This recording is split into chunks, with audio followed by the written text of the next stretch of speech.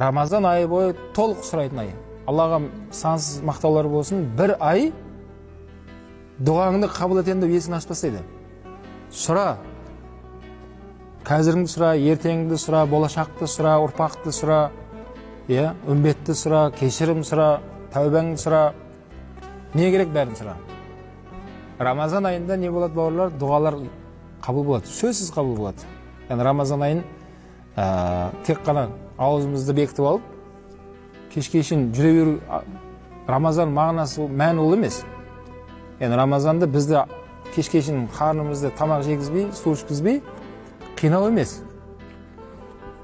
Рамазан негізгі мақсаты бізді сол шынайы руханиятымызды дамыту ғой. Руханиятымызды дамытамыз. Соның ішінде пенде екенімізді түсінеміз. Өте сондай бір әлсіз пенде екенімізді сезінеміз. Қарапайым су деп айтамыз, сол суға мұқтаж болып қаламыз. Сол уақытта, сол Рамазан айы бойы барынша бауырлар дұға қылатын сәттер екен.